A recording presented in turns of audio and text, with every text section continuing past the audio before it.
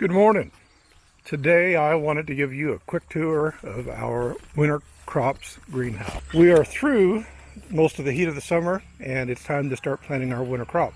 Let's take a quick tour of the greenhouse and I'll tell you what we're going to do with this.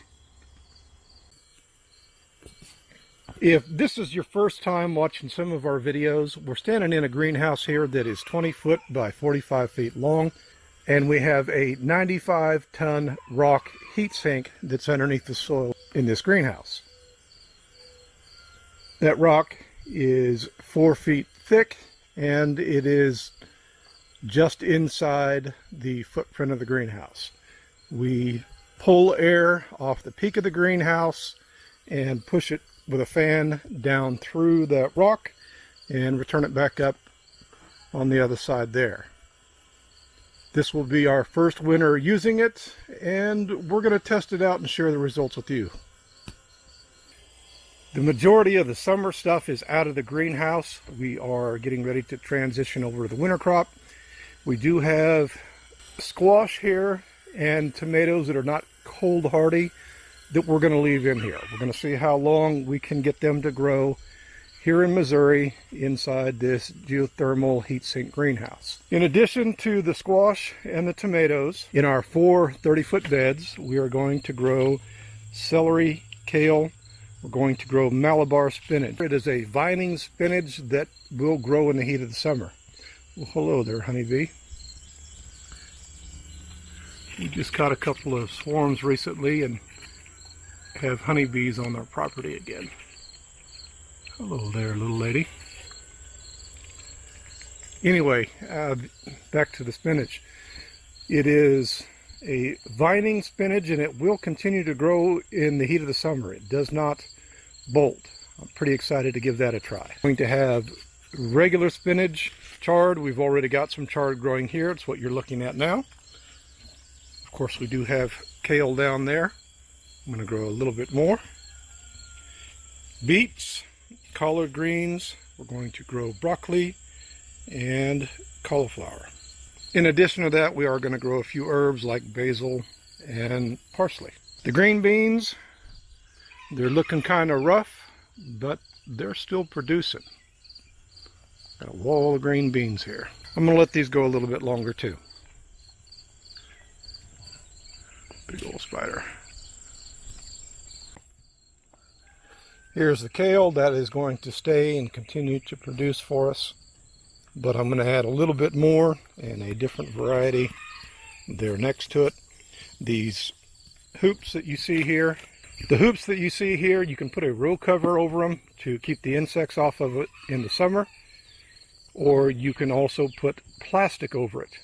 So in the peak cold of the winter, I have a miniature greenhouse inside of my greenhouse. Hopefully we won't need it, but if it gets cold enough, and we do, we have the ability to put more protection on the plants here in our greenhouse. Here are our beets. We're getting ready to harvest a bunch of these. And look at the size of that thing. And yes, I know typically if you let them get that big, they get really pithy and they're not good to eat, but with the Mittlighter method, for whatever reason, they're still quite edible. We grow them mainly for the beet leaves. I really am not a fan of the beets, but we do have family members that enjoy them, so they will get the beets when we harvest. I have a little experiment going on here, which is edamame and a bush bean. The bush bean grew too tall, it can't support its own weight and has fallen over. I don't know that I'm going to grow a bush bean in the sand and sawdust anymore. So that all will be coming out to make room for our winter crop. I have another newer bunch of kale growing here. That will continue to grow through the winter. And I have a small batch of onion down here. Portion of this will be harvested soon. Smaller ones will be pulled, replanted, and condensed down in just a couple feet of this box and make a lot more room for our winter crop. This row is completely empty now. If you watch some of our previous videos, we had peas, cucumbers, butternut squash, and summer squash that we're growing here. Got a pretty good crop out of them, but it's time to make room for the winter stuff, so we harvested what was ready and the rest of it came out. All of this twine is going to come down.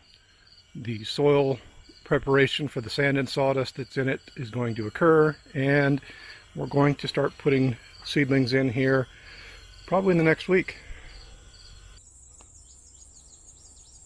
Now that I'm standing over here at our seedling tray, I remember a crop that I forgot to mention that will be in our winter crops greenhouse, and that is noodle bean. I have two varieties of noodle bean. The ones here on the left are from Papa Pepper. That's where I learned of these noodle beans. They get very long, they're kind of cool looking, and I like to try something new each year. This year we're going to try the noodle bean. By the way, we got a really good germination rate from the seeds from Papa Pepper. Thank you, Papa Pepper. So we have a red noodle bean, we have a green noodle bean. These guys growing here in the middle, they're about to get covered up, are the Malabar spinach. We have collard greens and cauliflower growing here. And in the rest of that seedling tray and another one over here, we're going to grow or start the rest of our crop. We're going to get everything with the exception of the loose leaf spinach started today. We still have a little too much heat, and I'm afraid those would bolt. Plus, they're going to go where my tomatoes are, which is here. And I'm hoping to keep these tomatoes alive and growing so that we can walk out here on Thanksgiving Day and pick a vine ripe tomato. I don't know that we can make it happen. Again, this is an experiment in our heat sink greenhouse, but we're going to find out this year. I will include a link to the playlist that has the greenhouse build in it if you're interested in seeing it go together and hearing more details about it. You can find all that information there. If you're interested in how we do seedling production and grow in sawdust and sand, I will put an iCard to those videos here for you. If you have found this content interesting or something that you would like to see more of, I would ask that you would please like the video and make sure that you subscribe to our channel.